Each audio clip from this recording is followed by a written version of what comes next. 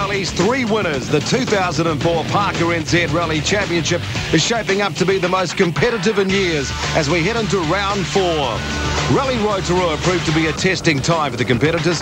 There were moments of glory as Richard Mason shattered the outright record for the mighty Motu stages, only to shatter his suspension on a bridge the following stage.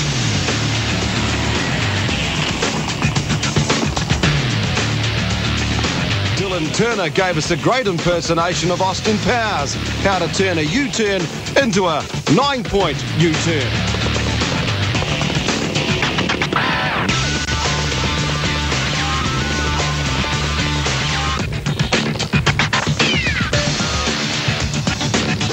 And Todd Gordon was lucky to keep going after this. Andrew Hawks would look to have the whole rally sewn up until this on the last stage. No, that is a monumental blow-up. Joking.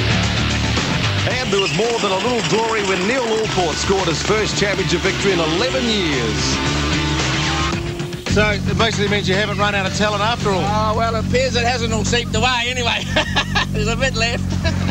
So the points table at the halfway mark of the 2004 calendar has Chris West out in front by 18 points, followed by Hawkswood, Mason, Allport, Sumner, Murray, Scott and Pritchard. As we head to Napier for round 4, the Bayswater Vehicles Rally of Hawke's Bay. Just 7 stages beginning on Friday night with an official start ceremony to kick the rally off with a party-like atmosphere. And with a healthy 18-point lead, Chris West was the man in the box seats. Handy lead in the championship, and if we can maintain that, that's what it's about. It's the championship at the end of the day. Richard Mason has won the previous 3 Hawke's Bay rallies, but being number 1 on the road could be a disadvantage. Richard, you absolutely dominated the event last year. You feeling confident this year? Oh, not so much so. Like the roads are looking fantastic, although they've all been graded, so that's going to hold us back a little bit. Plus, this is a predominantly Group A area. Like the roads are quite fast. They require a lot of power, so our little Group N car is going to be struggling a little bit. However, the roads suit me. Like they're exactly the sort of style that I like. They obviously, as we showed last year, that they're everything that I like. So. Mark Tapper lost his round 1 and 2 points on a technical breach, so the podium finish at Rotorua was certainly welcome. Yeah, it was indeed. I mean, it was an awesome result and probably opened a few people's eyes and quietened a few of the doubters out there, but just sort of come away from that year with only the points I gained there, so it'll be maximum attack here while still taking due care. We've done a lot of work on the car and hopefully everything should be good. Andrew, 18 points behind in the championship. Is this a must-win rally? Oh, it certainly is, But again, I can't afford to make any mistakes. So, I mean, I'd like to win, but, I'll just go out there again and do the best we can and just see how we go, You've had a look at the roads yesterday and today. How do you think the roads will suit your driving style? Oh, I think we should go quite reasonably well here. I mean, there's a lot of gravel on the roads, so, being number 2 on the road's we'll be hurt a little bit. But other than that, I mean, they're fast and flowing. I mean, I've never done this event before, but, I like the look of the road so far. OK, Todd, bit of a disaster Rotorua rally last round. What's the plan for this one?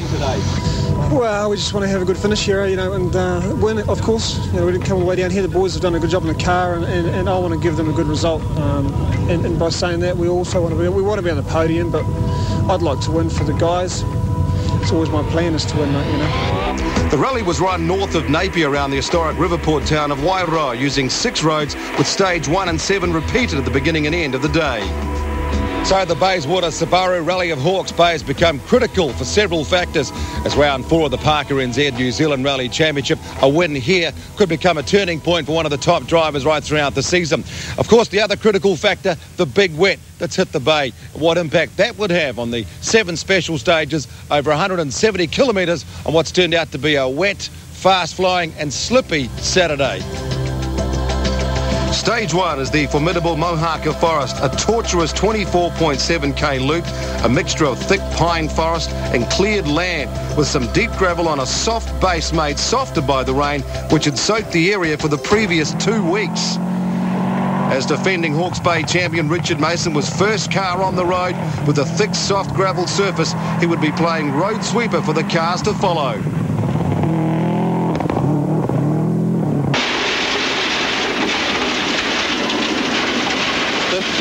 Five right. But the real surprise is the lack of grip and the unpredictability of the road surface. Left, don't go wide. And right. 50. 4 left in junction, room. Uphill, 6 left plus. I probably won't need that, no. It's good fun though, you know what I mean? You know, if you can't go fast, at least have fun. Maybe these conditions might suit the Group N cars. Well, definitely it would even up the odds a fair bit as far as traction's concerned, you know what I mean? Like horsepower becomes much less of a difference when you can't put your foot down anyway. So.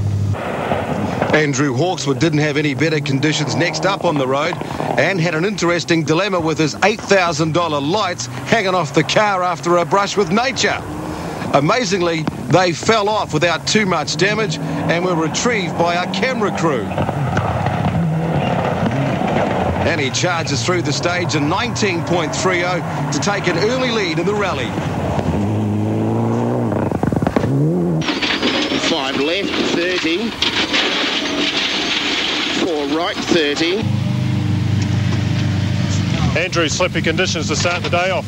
Oh, yeah, man. I had so many frights in there, it wasn't funny. We started with the light pod and blew that off halfway through, so I was lying on the side of the road and there, about 8 grand worth of spotlights. So it's not such a good start. After that, you could see all right? Oh, yeah. No, we didn't really need them on anyway, but, you know, you never know. And the latter part of the stage, you're slippery on those pine needles. Oh, definitely, yeah. I don't know if it's going to get better or worse for the other guys, but we'll find out. 3, 2, 1, start 30. Sam Murray's been knocking on the door of the top 3 in his rookie year. His Subaru Impreza Group A, a good tool to attack these roads, which is exactly what he did. 5 left minus 100. 6 left crest 60.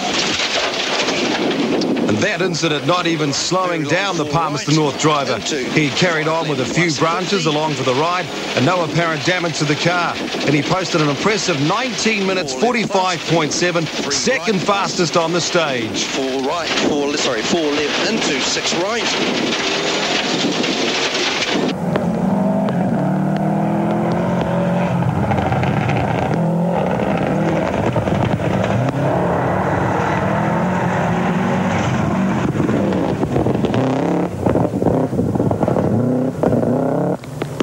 Todd Borden needed a good result here, but he couldn't risk another non-finish.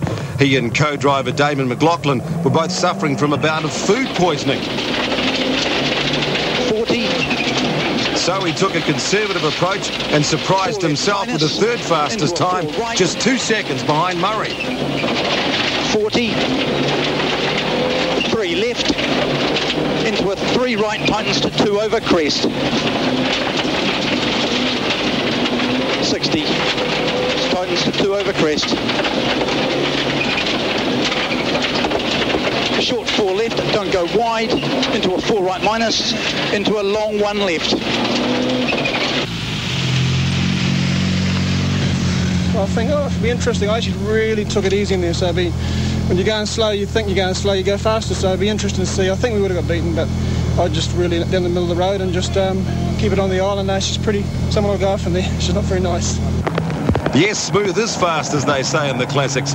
And just look at how much the conditions have changed 4 minutes later when Mark Tapper goes through the stage to score 4th fastest time with a time of 19 minutes 48.5, bumping Mason back to 5th. The rain not making things easy for the drivers like Chris West. He was the next production car through, but he was struggling with the car setup again and would drop 30 seconds to leader Hawkswood on the stage. 4 left minus 30. 4 right minus into 1 left long. Opens to 4 left into 3 right. Dunedin's now famous Welsh Kiwi Tom Pritchard was just 4 seconds behind West, but had non-championship car of Peter Trotter in 7th place, 2 seconds ahead of him.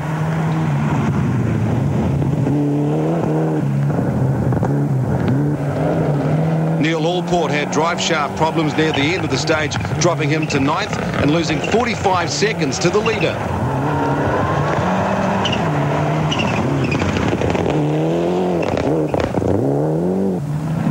Rotorua's Dean Sumner got off to a slow start, 10th overall and 5th fastest production car.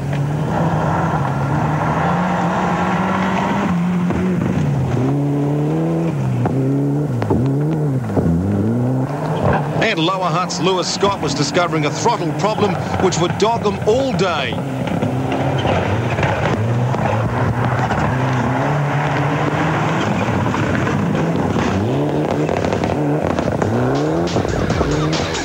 So after the first special stage, it was the Group A car of Andrew Hawkswood slip sliding away in front, followed by Murray and Todd Borden rounding out the top three.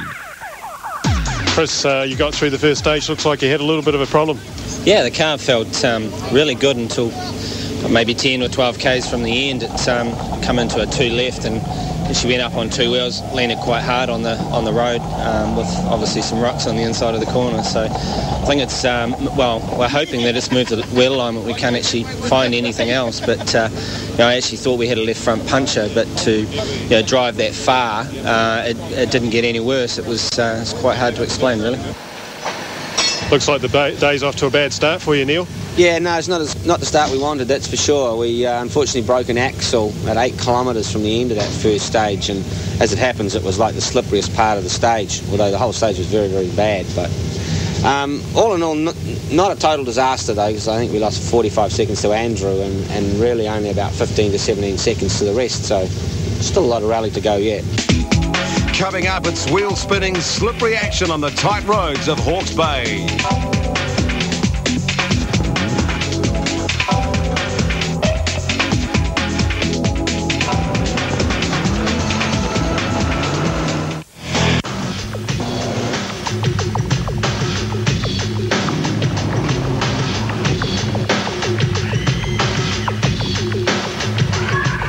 Well, after a muddy start around the Mohaka Forest, all the crews headed to the service park in Wairoa, about an hour north of Napier. Famous for the lighthouse, famous for being the home of All Black prop Greg Somerville, home of the Wairoa superstars in netball, but for all the motorheads and the mechanics today, famous for just a good old-fashioned wet Saturday in the service park.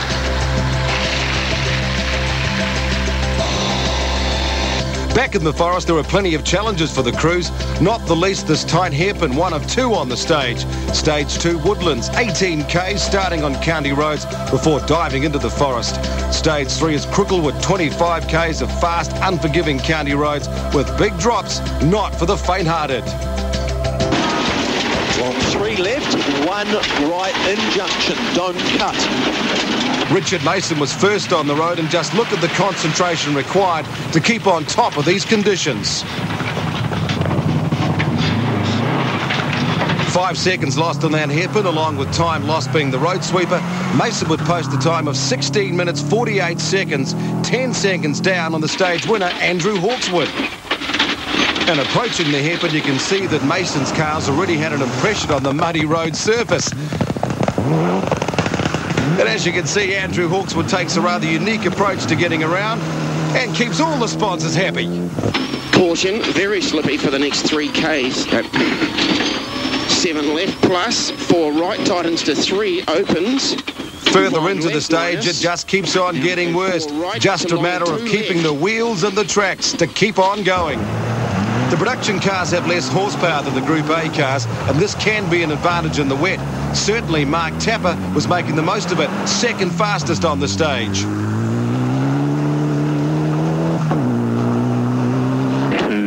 1, go. 30, 4 left minus long, into 3, right opens 30. And Chris West making a good job of the conditions now that his wheel alignment was corrected. 4 right. Into 7 left 30, 2 left. Into 4 right minus tightens 30.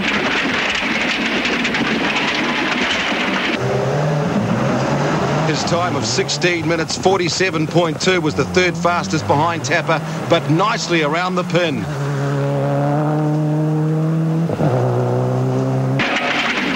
Caution, 1 right in junction. 50.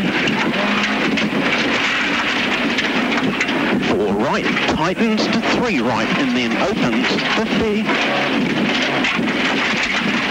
4 left minus 60.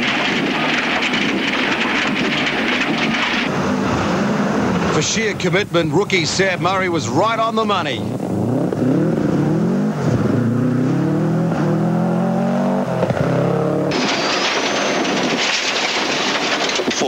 Look at his speed in the downhill road following the second hairpin. 4 left minus 60. Short 4 left into your 4 right. Tightens to 3. The 5 left plus. But late in the stage, check out this unbelievably slippery section. Murray really struggling now to stay on top of the conditions. But with incredible reactions, he keeps the car going. Kenya. 3 right. 4 right. 3 left. Fifth fastest on the stage, 13 seconds behind Hawkswood, but now slipping down to third overall, 8 seconds behind Tapper. It was tight at the top. 4 left into a 4 left minus. And Todd Borden also dropped back on stage 2. Remember, he had failed to finish on round 1 and 2 and crashed badly on Rally Rotorua. So a finish here was absolutely vital. A podium finish would be a bonus.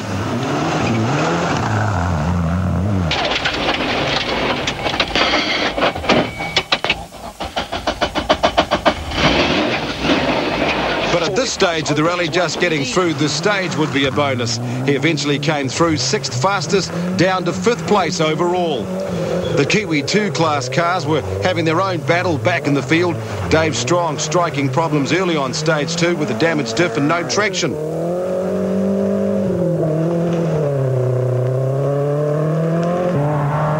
Shane Watkin took the early lead on stage 1. But dropped to second behind Strong on stage 2.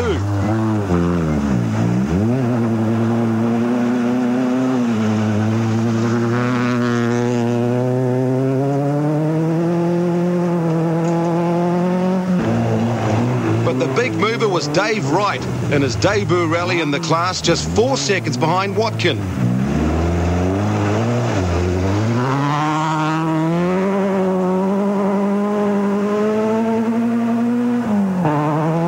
Class rookie James Hancock keeping Jason West honest in 4th.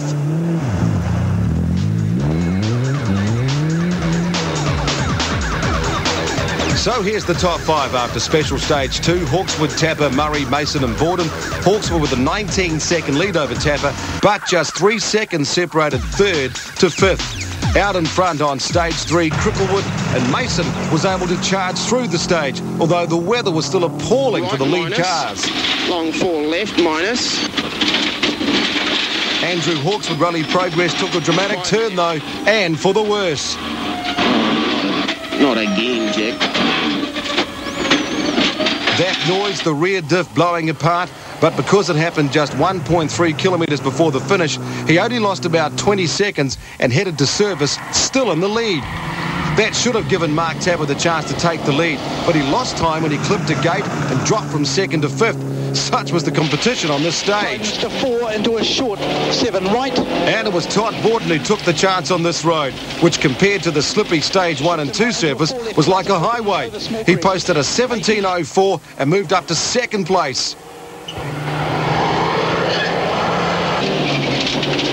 Small crest 50. 5 left opens 50. 6 right tightens into a 5 left plus. And 4 right minus long. Chris West was in 6th going into the stage, but like Borden, he too would be a big mover here in the Subaru. And 5 left plus 120. Over finish, 5 left tightens to 4 left and tightens again.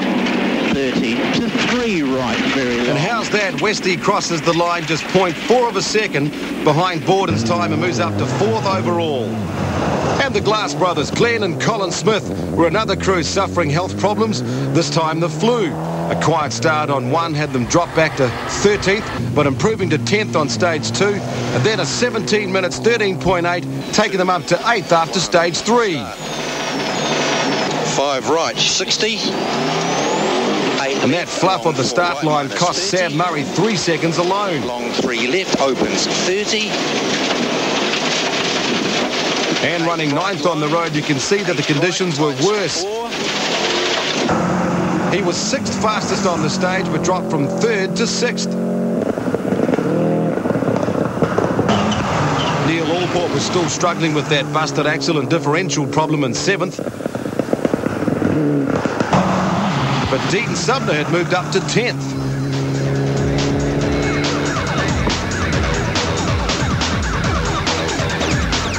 So after special stage 3, Hawkeswood still had the lead, but back in service the outlook didn't look good. Despite the team changing the front diff and a rear dry shaft in the time allowed, Hawkeswood was back in service and out of the rally just 10 minutes later. Andrew, looks like there's further problems here. Yeah, I know the rear diffs was damaged as well, unfortunately, so we went to drive it out and got about 2 k's down the road and that expired as well, so it's not a bad record, I suppose.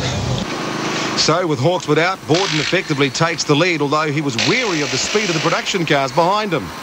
I'm hoping, I can get into the groove and hang it. 35 k's is a long way to go, and to keep your mind focused. The Group N cars are going very well here. It's wet, slippery. We can't get the traction to the ground. Those guys are getting all the power to the ground, so I don't really think we have a big advantage over them in the wet. If it was dry, fast, we would, yeah. But the Group N cars are going fast, but we'll see who's the fittest by the end of it. OK, you're 4 seconds, I think, 4 seconds behind Todd. You've got Westy 4 seconds behind you, so what's the plan of attack for the rest of the day? Oh, just go out there and have some fun and do our best. And have you found the conditions quite treacherous this morning with the Group N car? Yeah, I think any car is going to find it treacherous. It doesn't have to be just the Group N ones. Like the Pine Needles in Stage 1 were amazing. You get a little bit offline and you probably go faster off the road than what you did on, but you spent the whole time you're on the road trying to stop yourself from going off. It was quite funny. And Westy's Subaru team replaced a crushed exhaust, but the main concern was tyre choice. Some people running mud tyres, is that an advantage here? Yeah, we're running a mud tyre. We're actually going to run it through these public roads as well. Just clears the water out a lot quicker, and with that shingle that was on the roads, through Recce, it's not going to clear now with the rain. So open the tyres up and get rid of the water as quick as we can. And after the break, there's no break from the rain as the mud flies north of Wairoa on the Rally of the Hawke's Bay.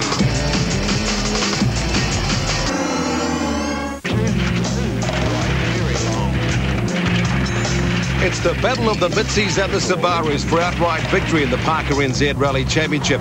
But it's in the Kiwi 2 class for two-wheel drive cars that other makes are making an impact. Dave Strong flew the Honda flag to lead after 2, but a damaged diff had him a doubtful finisher. Yeah, we've got some major problems in the gearbox, so we're trying to drive around them. We can't fix them, so we're going to try and drive around them all day. Do you think the car will last for the whole day? No, clearly. So hard charger Dave Wright took the class lead for Nissan.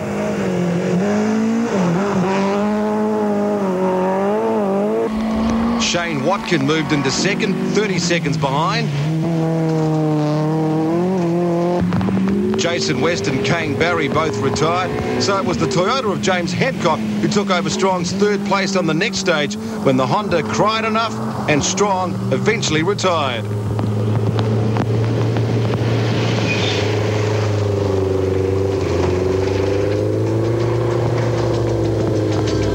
Stage 4 Irapiti was the most northern on the rally, 22 kilometres of county road. Then Stage 5 Waihi, 38 k's, the longest of the rally, a 20k climb before dropping down into a large river valley. Just 13 seconds separated the top 5 competitors, so any one of those top 5 could still win the rally. 6 right cut. In third place, Richard Mason needed those maximum points after failing to finish in Rotorua. But once again, he was first on the road and faced the thick gravel and lots of rain, and inevitably, his times began to suffer. 7th fastest on Stage 4. Then on the long Waihi stage, 5th fastest, but all the time losing touch with the leaders and starting to wonder what was going wrong. 80. 4 right plus. Long 4 left. 14. Chris Chris West made his move on stage 4, but the new exhaust pipe, which had been fitted at service, fell off in the stage. 3 left onto Wooden Bridge. Into 4 left. So how much would that affect his time to the other production cars?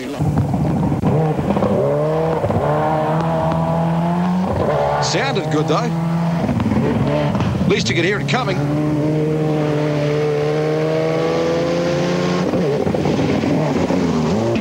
End of stage 4 and he stops the clock at 14:42.1, 5.2 seconds faster than Mason and up into third. Wouldn't read about it. Into 4 right minus Titan. But on stage 5 it gets worse. Westy comes precariously close to disaster. Sorry, mate. Sorry.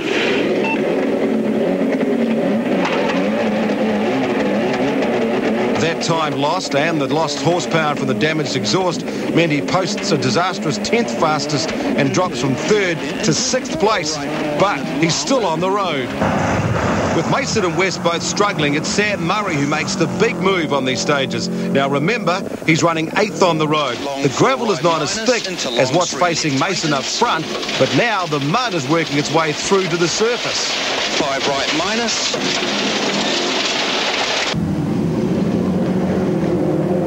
Murray's 6th fastest on stage 4 and moves to within 8 seconds of Mason. On stage 5, though, his intercom starts failing, almost causing a wrong turn at this junction. Small crest and 7 right over small crest 300. Amazing then that he actually finishes the stage 3rd fastest and moves into 3rd place 11 seconds ahead of Mason. Neil Allport is another on the move. Using mud tyres for the first time in his career, he surprises himself and the competition by finishing 3rd fastest on 4 and then winning stage 5. That moves him up to 5th, just 7 seconds behind Mason. Glenn Smith was 2nd fastest on 4 but only 6th fastest on the 5th stage, so stayed back in 7th place overall. 3, 2, 1, away. 37 right plus 60. And out in the rally lead, Todd Borden was keeping to a steady pace. Remember, he has to finish here after scoring 2 DNFs in the first 2 rallies. Running 2nd on the road now, though, these conditions seem to suit the Group A Mitsubishi. 200. The Marley man actually loves the rain. He goes on to win stage 4.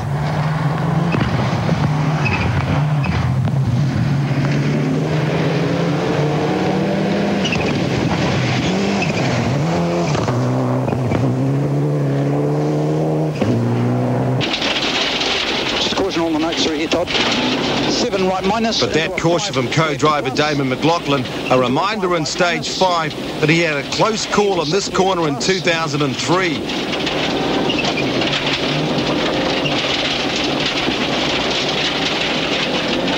8 left into a 4 right. So a slightly safer approach to the stage despite nudging the bank, and he posts the 2nd fastest time behind Allport but extends his lead over Tapper to 28 seconds.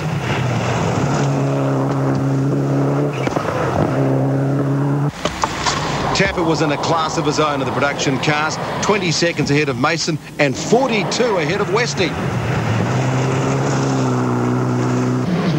Dean Sumner, the next production car, in 8th overall, heading off a challenge from Tom Pritchard, just 13 seconds behind.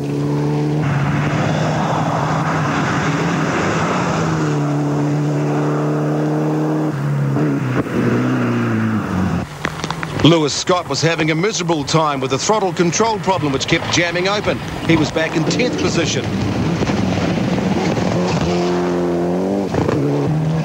Malcolm Stewart was back in 12th, but had the WRC escort of Brian Green just 10 seconds behind.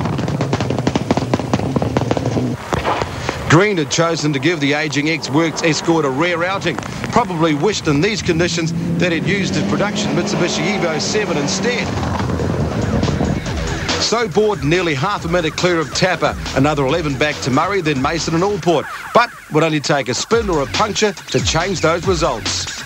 That last stage there, I really sat back in the seat and just listened to the note and just really literally cruised and did a reasonable time. So that's how I'll go the next 2 stages. I'll just do the same thing. It's wet, you really got to be smooth. You try and be aggressive, that's when you slip off the road, so we won't be doing that.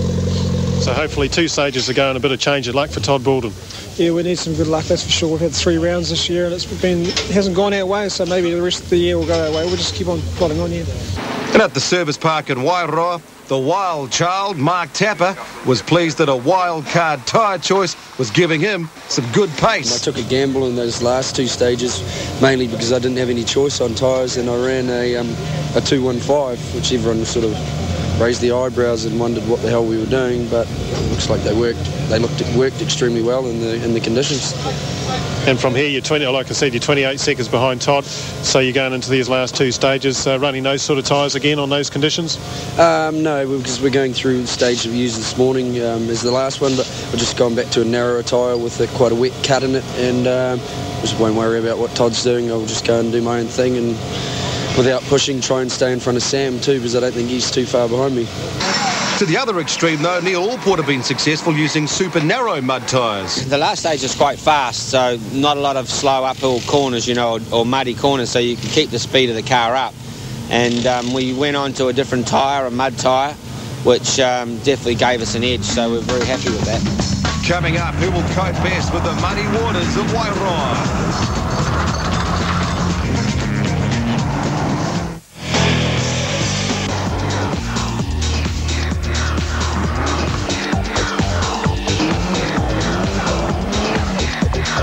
Special Stage 6 Mohaka Coach Road at 17 kilometres, a real classic rally stage, probably the least affected by these terrible conditions. So Todd Baldwin in the same position had been on in round 1, 2 stages to go, on the start line with a 30-second lead. 30, long 3 right, and 4 left, and long 4 right plus tightens, and 5 left tightens to 4 minus over bridge. Old Coach Road is a great stage. Open it fast at the beginning and the end, and the uphill climb at the start really suits the power of the Group A cars. 3 right tightens 60.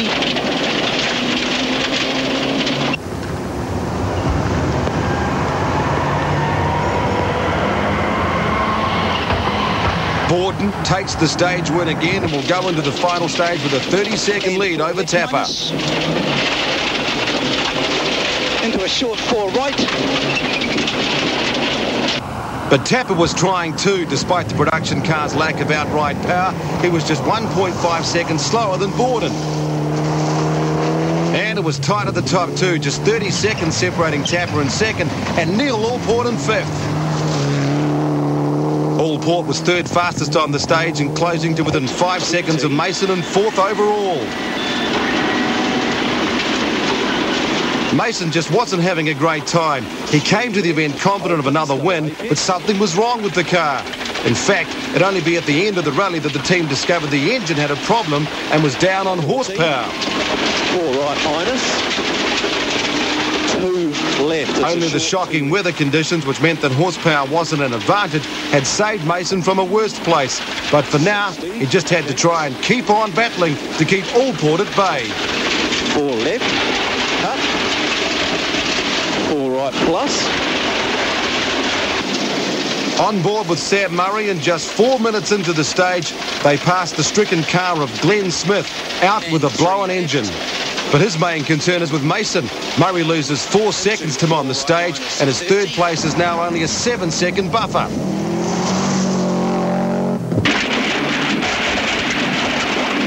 And 3 left long. Westy's car is back to normal. The exhaust repaired, but he's not going to catch the 23 seconds to Allport in 5th.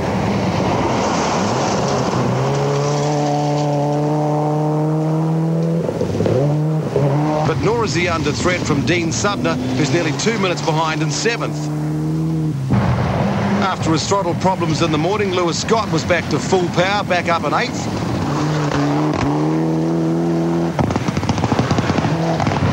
But Tom Pritchard was just 6 seconds behind him. And the 2 elder statesmen of the championship had their own battle. Malcolm Stewart in 12th, just 2.1 seconds ahead of Brian Green after this stage.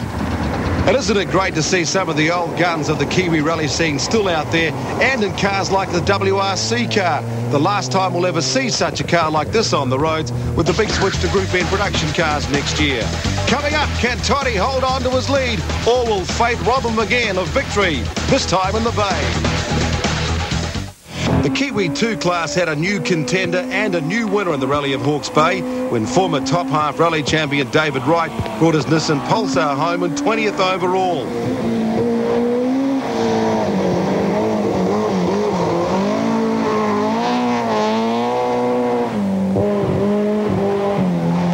He was 2 minutes clear of second Kiwi class car of Shane Watkin, also in a Nissan. Watkin had shown good pace throughout the season, but this was the first time it actually made it to the finish line. James Hancock brought home his Corolla in third with a 5-minute margin over the similar car of Sarah Randall, who moved into second place in the Kiwi 2 point standings. Stage 7, the final stage, a repeat of Stage 1, so the big question would be, how different will the 25 kilometres of road be on the second run through? Aside from the Kiwi 2 contenders, there was just 16 finishers in the New Zealand Championship class. A new co-driver and unfamiliar roads had Emma Gilmore down in a disappointing 18th overall. Dylan Turner snuck past Gilmore on the last stage in 17th. Brett Martin's 16th place gives him enough points to move into third place in the rookie class. Deborah Kibble, another to struggle with these conditions, her 15th, a long way off the pace he had shown after winning a stage in the Rally of Southland.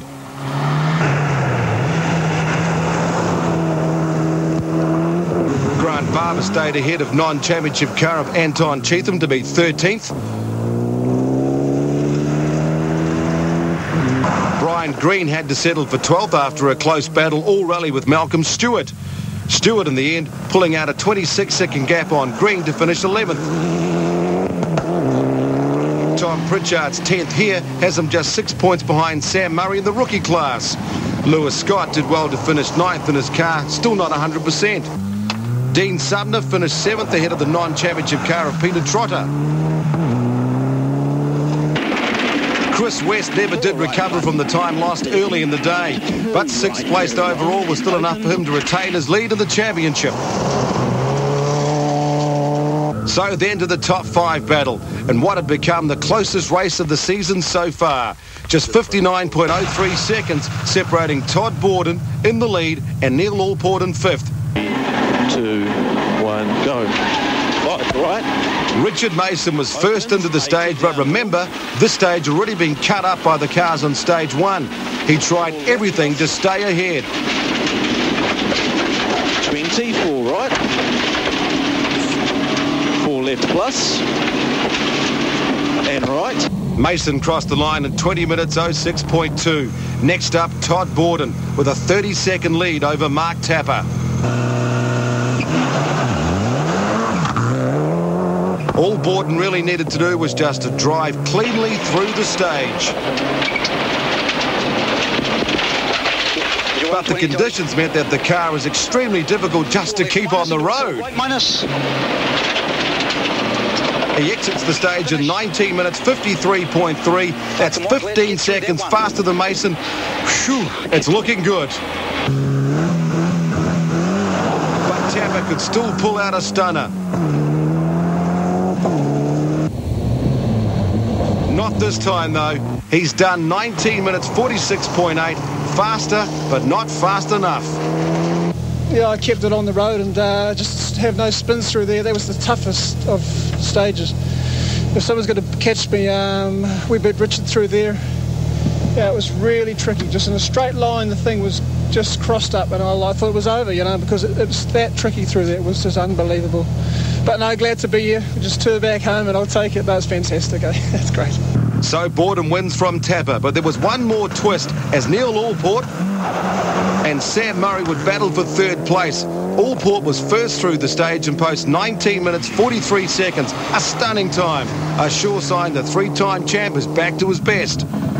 That puts him to third ahead of Mason, but now it's Murray's turn. 1, start, 30, long 4 right, 1 5:20. Could the young charger from Palmerston North beat the old champ? 8 left 100. 5 left minus 100. 6 left. Opens. 5 right minus, cuts into 4 left. He's minus. pushing hard and nearly understeers off early in the stage. Bridge. Now let's see if he can do it. There's Allport's time. He needs to post 19 minutes 55 seconds or better to stay ahead and take his first podium. Tell you what, I'm pretty glad that's over, eh? Amazing. He does it and beats Allport to third by just 2 seconds. So overall, Todd Borden finally gets onto the podium, finally gets his first win of the Parker NZ New Zealand Rally Championship. And what a great result too for the rookie Sam Murray on the podium as well of the Bay. And your rookie year, you finally got on the podium. Must be a great feeling for you. It is a very good feeling. It's good too that, they've all been there, you know what I mean? Apart from Andrew had a bit of bad luck again, they've all sort of been there, so it's good to mix with the full field, definitely. Certainly things are really starting to go for you now. Yeah, good. I hope they continue though. So out in front, Westy has a 28-point lead in the championship, but look at the battle for second, just 1 point between Mason and Allport. It's also tight at the top in the Kiwi 2 class, just 1 point between Jason West and Sarah Randall. In the production cars, it's Chris West now out in front by 30 points. So it's the Marley man who loves it when it's wet, Todd Borden, who finally keeps that car on the road to get a victory in the Parker NZ New Zealand Rally Championship this year. But it's the Westy man who still leads overall as they head towards all the action coming up in Nelson. And as they say here in the Classics, what are you going to say, guys? Nelson! Yes, we'll see you on the Rally of Nelson as we continue with all the exciting action with the Parker NZ New Zealand Rally Championship.